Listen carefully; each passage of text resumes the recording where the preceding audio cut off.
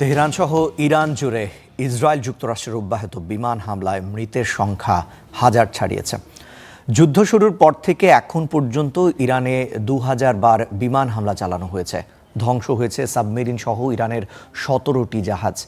এদিকে ইসরায়েল সহ মধ্যপ্রাচ্যে পাল্টা হামলা চালিয়ে যাচ্ছে তেহরান। হামলা হয়েছে দুবাইয়ের মার্কিন কনসুলেট এবং ফুজাইরাহ বন্দরে।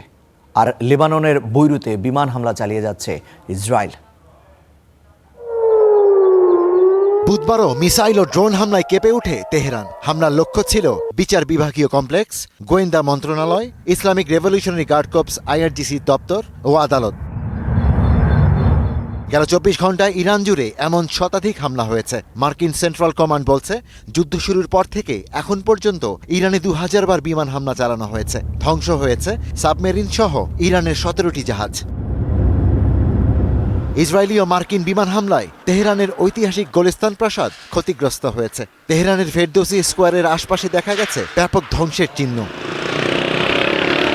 হামলা হয়েছে তেহরানের কমেও। খামেনির উত্তরসূরি নির্বাচনের দায়িত্বপ্রাপ্ত প্রতিষ্ঠান অ্যাসেম্বলি অফ এক্সপার্টস ভবন বিমান হামলায় গুড়িয়ে দেওয়া হয়েছে।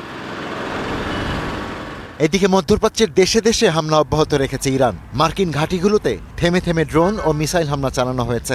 সৌদি আরব ইরানের অন্তত 9টি ড্রোন ধ্বংসের দাবি করেছে।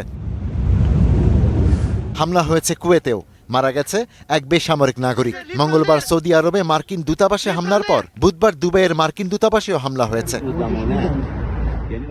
ইরানের মিসাইল ধ্বংসের দাবি করেছে কাতার। এই সময় জোরালো বিস্ফোরণের শব্দ শোনা গেছে। ইসরায়েলে অব্যাহত রয়েছে ইরানের পাল্টা হামলা। ইসরায়েলের রামাত গান এলাকায় কয়েকটি যানবাহনে আগুন জ্বলতে দেখা গেছে। ইরানের মিনাব শহরের বালিকা বিদ্যালয়ে হামলার ঘটনায় নিহতদের দাফন সম্পন্ন হয়েছে। এই ঘটনার নিরপেক্ষ ও পূর্ণাঙ্গ তদন্তের আহ্বান জানিয়েছে জাতিসংঘ। যুক্তরাষ্ট্র ও ইসরায়েলের যৌথ হামলায় শিক্ষক সহ 200 শিক্ষার্থী মারা যায়। মিনাব শহরের সবচেয়ে প্রাণঘাতী ও বিধ্বংসী ঘটনাটিতে বহু ছাত্রী নিহত ও আহত হয়েছে। জাতিসংঘের মানবাধিকার বিষয়ক হাই কমিশনার দ্রুত, নিরপেক্ষ ও পূর্ণাঙ্গ তদন্তের আহ্বান জানিয়েছে। হামলাটি যারা চালিয়েছে তদন্তের দায়িত্ব তাদেরই নিতে হবে। ইরানের বিরুদ্ধে যৌথ হামলা ইতোমধ্যে বিশ্বজুড়ে প্রভাব ফেলেছে। এতে জ্বালানি সরবরাহ ব্যবস্থায় বিঘ্ন ঘটেছে এবং বৈশ্বিক বিমান পরিবহনে বিশৃঙ্খলা সৃষ্টি হয়েছে। Ishtiaq Hossain, star news.